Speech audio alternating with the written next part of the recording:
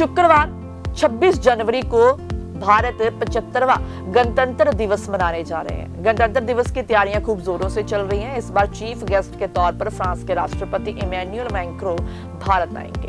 सालों से गणतंत्र दिवस विदेशी नेता को चीफ गेस्ट के तौर पर बुलाने की परंपरा रही है। पिछले साल मिस्र के राष्ट्रपति अब्देल फतेह अल सीसी मुख्य अतिथि के तौर पर आए थे। रिपोर्ट्स के मुताबिक अब तक सिर्फ 5 बार ऐसा हुआ है जब गणतंत्र दिवस पर कोई चीफ गेस्ट परेड में शामिल नहीं हुआ।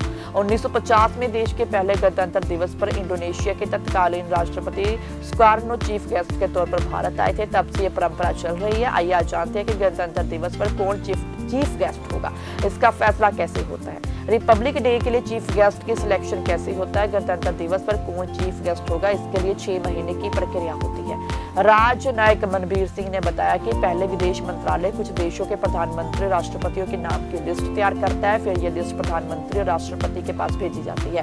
वे लिस्ट को अप्रूवल देते हैं। अप्रूवल के बाद भारत उन देशों से बात करके पता करता है कि कौन 26 जनवरी को चीफ गेस्ट के तौर पर उपस्थित हो सकते हैं, उनके क्या प्लान है और उनके पास समय है।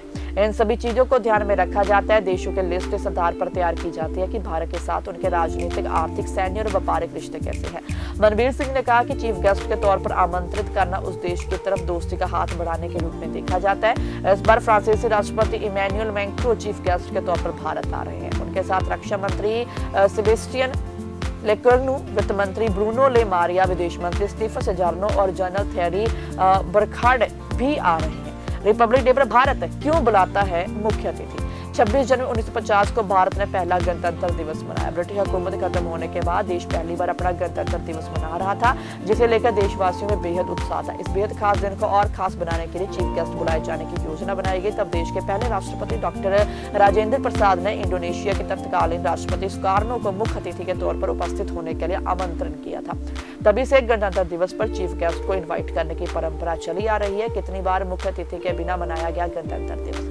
जी हाँ, अब तक 5 बार ऐसा मौका है जब मुख्य अतिथि के बिना गणतंत्र दिवस मनाया गया। ऐसा होने की वजह अलग अलग थी। 1952, 1953, 1966, 2021 और 2022 में गणतंत्र दिवस पर कोई मुख्य अतिथि नहीं आए थे। 1966 में 11 जनवरी को तत्कालीन प्रधानमंत्री लाल बहादुर शास्त्री का निधन हुआ था। वह उस समय ताशकंद समझौते के लिए सोवियत संघ के तरह ताशकंद में थे। गणतंत्र दिवस से 3 दिन पहले 23 जनवरी 1966 को न्यूक्लियर साइंटिस्ट होमी भाभा का निधन हुआ था। साल 2021 और 22 में कोरोना वायरस महामारी की वजह से गणतंत्र दिवस पर कोई मुख्य अतिथि नहीं